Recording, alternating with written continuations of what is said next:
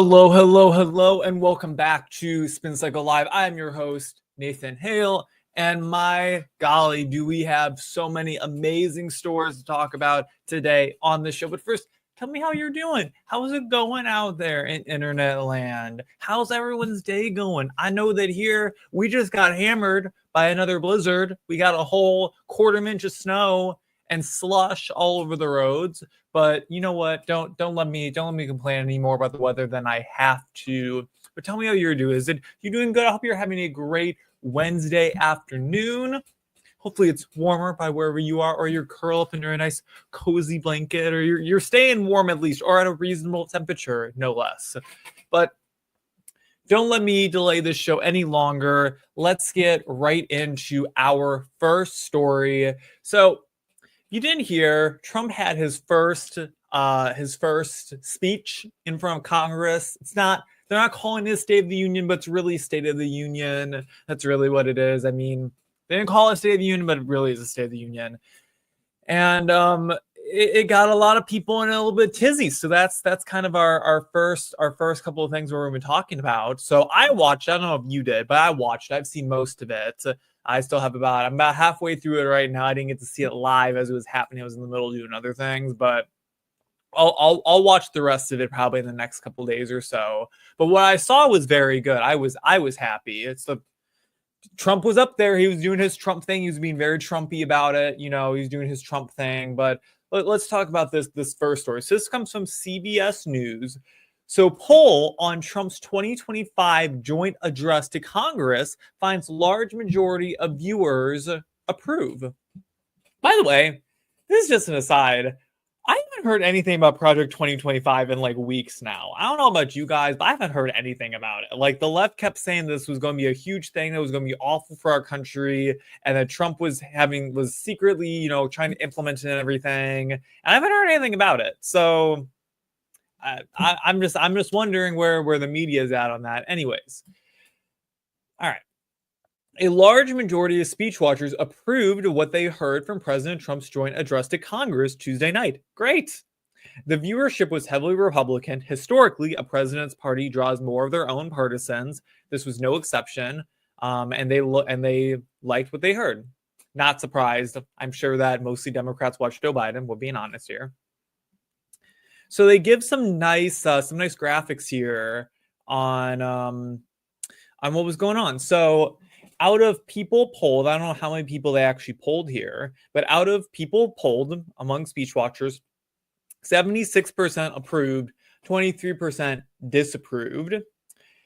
So time Trump spent on issues you care about. 63% said that he spent a lot of time on issues they cared about. 9% said they didn't spend any time on their issues at all. Party identification of speech watchers. So 51% Republican, 27% independent. That's kind of a big deal right there. And then 20% Democrat.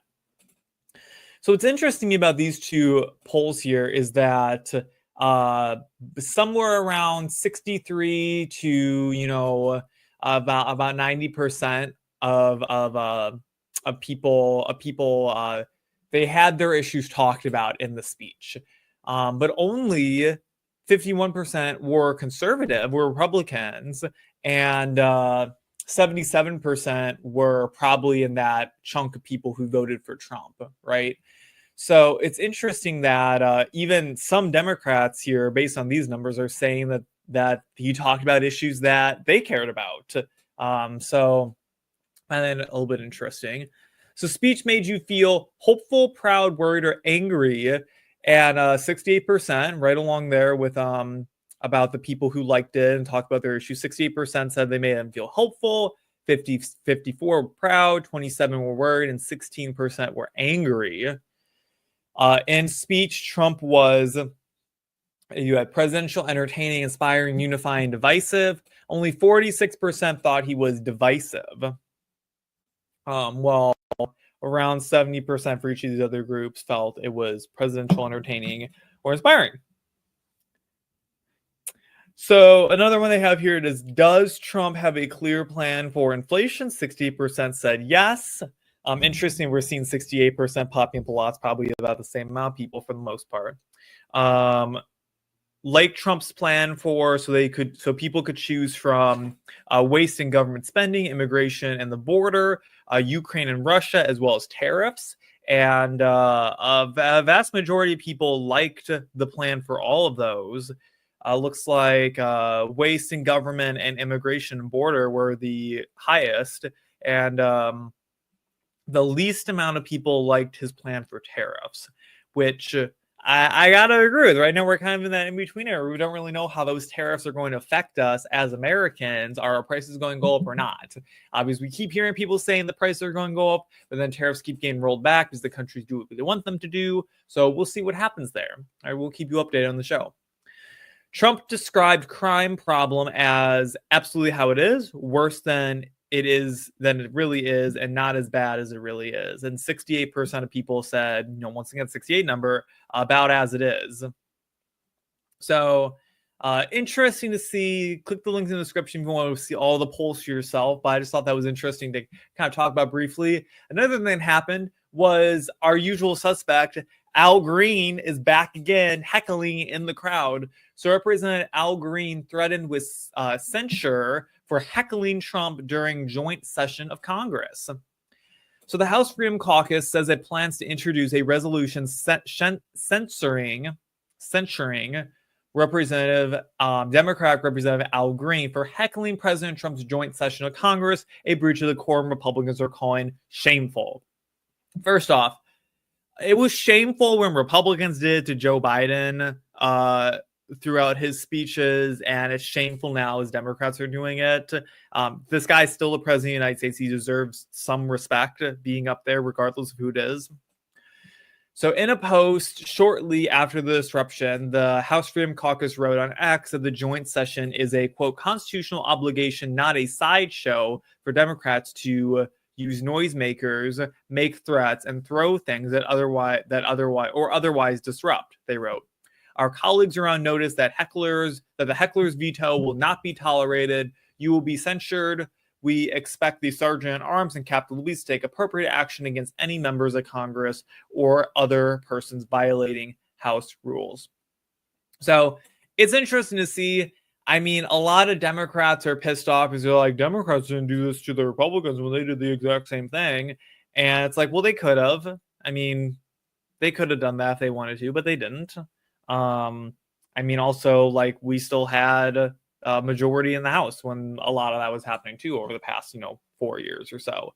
So it's just interesting. So Green, who's 77, man, he said, look at that guy. Usual suspect, he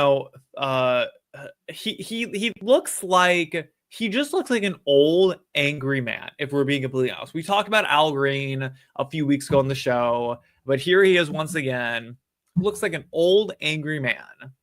See ya, bye. I hadn't even heard of Al Green before the year started, but here we are. Usual suspect Al Green. So Green, who's 77, stood up and began heckling Trump within minutes of his fiery Tuesday night speech, shouting that the president has no mandate to serve while aggressively waving his cane in the direction of the podium. I don't even know what to say other than, like, I think it's so funny that also he has a tie on that has the Constitution on it, and these are the people wanting to impeach Donald Trump for absolutely nothing at this point right now, but they're still trying to do it. Yet he calls himself a constitutionalist, and he's like, he's standing up for his people. He's not doing any of that. This doesn't do anything to make anybody look better, right? All this does is gives more leverage for people like me to talk about how awful the Democrats are and be like, look what they're doing and everything in the Capitol, right? Same thing when the Republicans did too. It gave leverage to the Democrats and to talk about how terrible Democrats are. So this isn't helping anyone's cause this year, folks, right? It really isn't, because people on both sides realize that Joe Biden and Donald Trump being in office, like, we survived it, right? This isn't doing anything. So, had the entire Democrat majority stood up, maybe that would have been a different thing. But one guy with his cane heckling in the crowd, he's not turning heads. We'll just put it that way. All right, let's move on to some other news. Get away from the whole Trump speech. Like I said, go watch it, make your own opinions about it. It was so long, I didn't really want to get into it. One, because I hadn't seen all of it, and two, because it is like over an hour and a half, right? So I think it's the longest one that president's ever delivered in front of Congress. Just goes to show you how on top of his game Trump is. All right. So this is from Just the News. So Supreme Court rejects Trump administration appeals to keep frozen billions in foreign aid. The Supreme Court on Wednesday morning rejected an appeal by the Trump administration to keep frozen billions of dollars of foreign aid that was approved by Congress. A 5-4 decision allowed the matter to continue to be decided in lower courts, which sparked the appeal to the High Court. Chief Justice John Roberts and Justice Amy Coney Barrett joined the Democrat nominees to reject the appeal. Justices Alito, Clarence Thomas, Neil Gorsuch, and Brett Kavanaugh objected in the dissent penned by Alito, who called himself, quote, stunned that the majority allowed, quote, a single district court judge who likely lacks jurisdiction to have the unchecked power to compel the government of the United States to pay out and probably lose forever $2 billion taxpayer dollars. I gotta agree with the justices. I mean, I think it's setting a dangerous precedent that all of a sudden, little district judges can just all of a sudden overrule a president here. So, I mean, we'll see what the fall of that is, but I think it's interesting. I think it's interesting how the different justices voted, and I think people often forget that these justices. They make up their own minds about things that are happening in the world, and if they feel a certain way, they do. And just because they're the conservative justices or the liberal justices does not mean they all vote exactly the same way, as we saw here with this case. So it'll be interesting to see how this plays out going forward. All right, next story. So it's from New York Post. So the CIA director says that U.S. halted intel sharing with Ukraine following aid pause. Great. I don't want to have anything more to do with the Ukraine. Let them figure it out. It has been long enough. This war has been happening for years now, right? I don't want any more taxpayer money being wasted on doing anything that has to do with Ukraine. If you couldn't figure it out in 4 years, we're not going to figure it out now at this point, right? Unless Trump makes some decisive action all of a sudden, right? So Washington, D.C., so CIA Director John Radcliffe confirmed Wednesday the U.S. stopped sharing intelligence with Ukraine after President Trump paused military aid to Kyiv amid its 3-year war with Russia. So Trump prevented further military aid from flowing to Ukraine on Monday after his public feud with the Ukrainian President Vladimir Zelensky in the Oval Office over a joint economic investment with Kyiv on rare earth elements.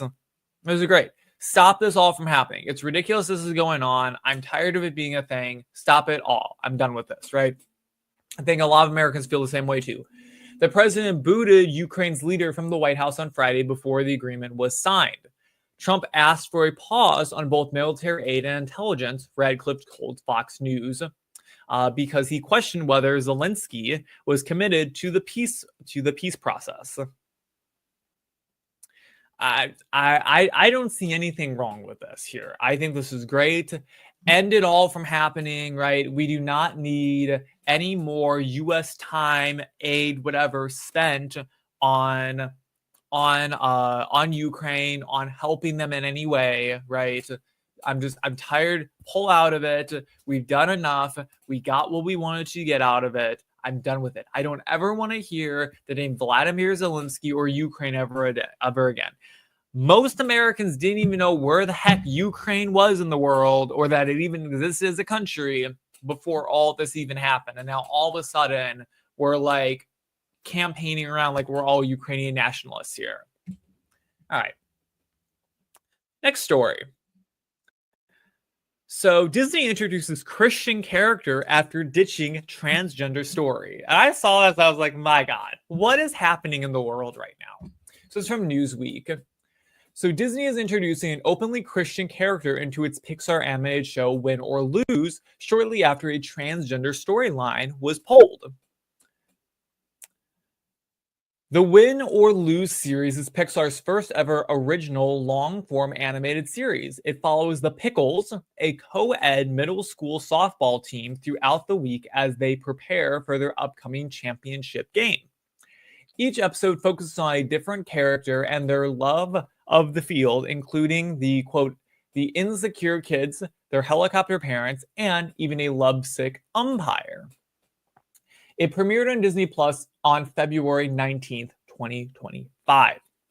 In the debut episode, the character of Lori is introduced as openly Christian.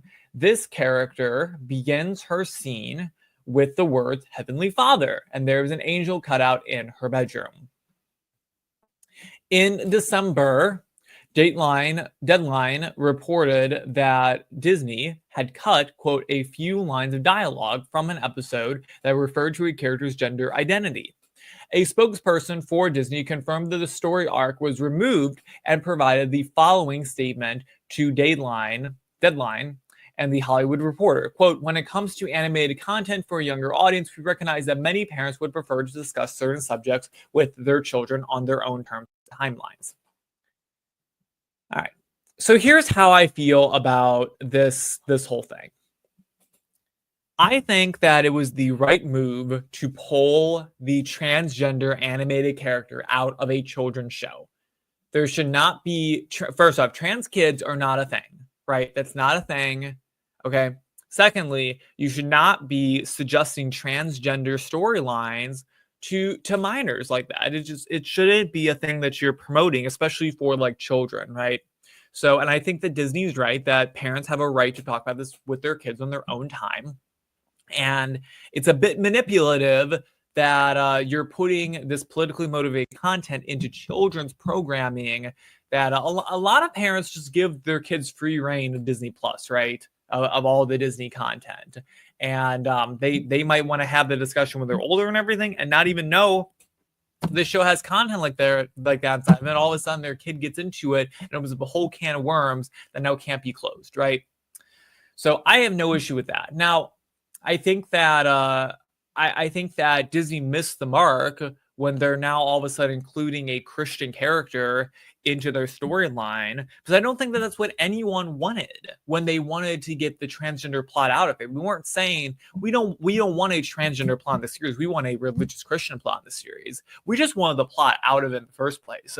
So I think that people are going to be happy by this, but I think they missed the mark here, and they're making this a bigger deal than it has to be by including a religiously motivated character as opposed to a transgender motivated character, right? So I think that we all would have been happy had that plot just been pulled and they just went from there. And I mean, I still won't be watching. I still won't be watching the show on Disney Plus. So, anyways, that's all I want to say about that. I just thought it was interesting. They've kind of flipped that around and everything. All right, last story of the week. We'll make this nice quick episode under 30 minutes. So it comes from CNN. I know we don't like to talk about CNN, but it's just the one that I covered from this. Leave me alone, right? Let's hope that this loads. All right. So a 40-day Target boycott starts today. It couldn't come at a worse time for the company. All right, so let's see what this has to say. So Target is facing a 40-day customer boycott starting Wednesday over the company's shifts away from diversity, equity, inclusion policies. Quote, we're asking people to divest from Target because they have turned their backs on our community, Reverend Jamal Bryant, a prominent Atlanta area megachurch pastor who started the boycott, said in an interview with CNN. Target was a leading advocate for DEI programs in the business world in the years after George Floyd was murdered by the police in the company's home city of Minneapolis in 2020. Target also spent years building a public reputation as a progressive employer in LGBTQ issues. Black people spend upwards of $12 million a day, and so we would expect some loyalty, some decency, and some camaraderie, Bryant said. Melissa Butler, the CEO of the Lip Bar, one of the largest Black-owned makeup companies carried in Target, said on TikTok that she was disappointed about Target's DEI pullback, but she worried that the boycott could hurt Black-owned businesses. Quote, "We don't want these minority businesses to suffer or be impacted." So here's what I think about all this. First off, Target really cannot catch a break here, right? First, they have all the conservatives mad at them because they have swimsuits that are tuck friendly for trans kids and everything. Okay, so they can't get away from the conservatives, and now they end all the DEI stuff, which makes the conservatives happy, and now the libs are mad at them because they ended the racist lib stuff in Target, right? So they really can't catch a break. Poor Target, right? All this to say, I have never stopped shopping at Target. I think that Target is a great place. Target is a magical store that has lots of magical things inside of it, and I will continue to shop there regardless of what happens. But what I think is interesting is that a couple of things. Number one being a 40-day consumer boycott. So like, all right, we're mad at the DEI not being there, but we're only mad for 40 days. And then after that, we'll be okay. So we have a 40-day grieving process for the death of DEI in Target, but then we'll get over it. That's the first thing I notice. Secondly, he says that that Black people are basically a monolith, and that Black people spend $12 million a day, and so we expect some loyalty, blah, blah, blah, blah, after that, right? So he's assuming that all Black people think the same way and they're all Democrats. How degrading does it have to be if you are a minority group in this country? I can say that as a gay dude, that the Democrats think you of nothing more than your skin color or your sexuality, right? That's all they think of you as. If you're Black, you're all Democrats and you all think the exact same way. You don't have your own opinions, right? That's what the Democrats think of you. If you're gay, you all vote for Democrats, right? That's what the Democrats think of gay people, and we all vote the same way, and that we all should be supportive of the Democrat policies, or else we're not really gay. Like Joe Biden said best himself, if you don't vote for me, you ain't Black. That's what Joe Biden said. He said that on national television, right? I mean, how degrading does it have to be as a minority group in this country that all the Democrats think of you is nothing more than literally your skin tone or your sexuality? So that's exactly what's happening here once again. And then another thing is we have this Black-owned CEO, right, who is like, hey guys, I'm not a fan of the pullback on DEI either, but like we still have to make money and everything, right? We're still businesses and everything that have to make money, and we get a lot of it from Target. So he's kind of caught between a rock and a hard place, because you can't say that you shouldn't boycott, but also that you should still buy from Black-owned businesses, right? I'm waiting for the boycott that comes along that's like, oh, we're boycotting Target, but we're not boycotting the minority-owned businesses that Target sells. Just the Target brand stuff and anything owned by white people, right? That's what we're boycotting. I'm waiting for that boycott to happen. So I think all this is so stupid. I really don't think this is going to impact Target all that much. I mean, the amount of people who really care about this, I think, are super minimal. Clearly, the conservative boycott didn't really impact them all that much. Kind of back a few years ago. I mean, it did some things that brought definitely public attention to Target they probably didn't want, but I really don't think their sales got all that impacted. Maybe on specific products, but not as a whole, I don't think. I mean, we'd have to look at Target sales and everything. I guess in a few months, we'll have to revisit the whole Target story and see how their sales are doing, right? But with that, that is the end of today's show. That's all I got for you. Slow news week so far this week. Not all that much is happening. Go watch Trump's speech. It was pretty good. But that's all I got. That's about all I got to say. Come join us back here on Wednesday for our next show. I hope that you enjoyed the show today. Thank you so much for spending the past half an hour with me and my lovely face, my beautiful background, right? So Have a great rest of your week. Have a great weekend. Enjoy your Friday. Hopefully you start getting some warm weather soon. And we will see you back here on Monday at 5 p.m. Eastern time for our next show. If you're not following us on Instagram, YouTube, Rumble, TikTok, I'm at HomoNation on all those platforms. Follow me on X specifically. That's where you'll get all the updates about this show. We're streaming live on X, Instagram, and YouTube and Rumble, right? We are got all the spots. We get short form content coming out on TikTok frequently. But with that, I hope you have a great rest of your day, and we'll see you all real soon. Peace out. Bye.